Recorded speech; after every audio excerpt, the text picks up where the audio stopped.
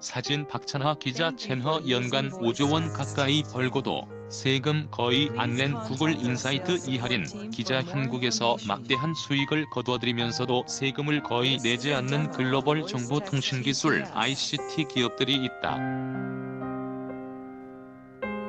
가장 대표적인 예가 ICT 공룡 구글이다. 구글은 지난해 구글 플레이, 유튜브 동영상 광고 등을 모두 포함해 한국에서만 연간 5조 원 가까운 매출을 기록한 것으로 추산된다. 그렇지만 구글이 납부한 세금은 고작 200억 원 남짓. 지난해 구글과 비슷하게 4조 7천억 원의 매출을 기록하고도 약 4천억 원을 납세한 네이버에 한참 못 미치는 수준이다. 한국 기업들이 역차별을 받는 셈이다. 존 리 구글 코리아 대표 뉴스일, 물론 구글이 법을 위반한 건 아니다. 글로벌 ICT 기업은 한국에 고정 사업장이나 고정 서버가 없기 때문에 현행법상 국내 자회사를 통해 발생하는 일부 소득에 대한 법인세 의무만 지키면 된다.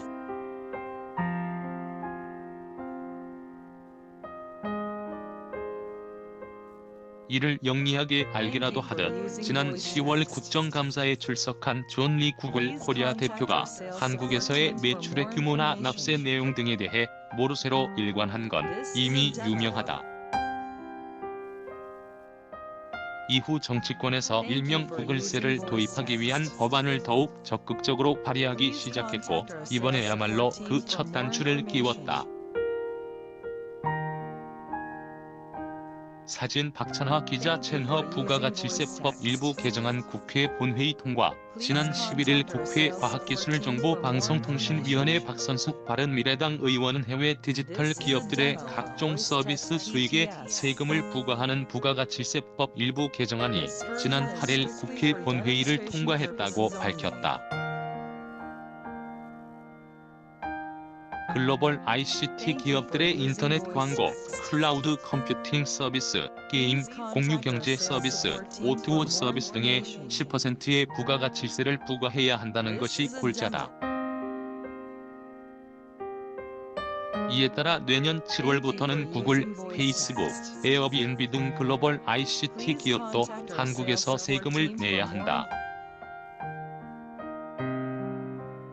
예상 세수 효과는 연간 4천억 원 정도다.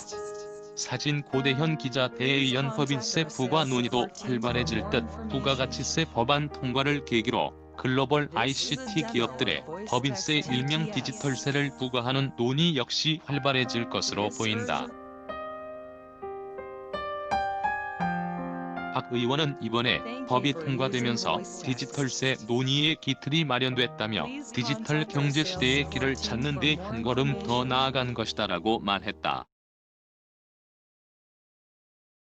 이번 법 통과가 구글을 비롯한 글로벌 ICT 기업들의 세금 회피를 막고 적정 구글세를 받을 수 있는 결정적 계기가 될 수 있을지 기대된다.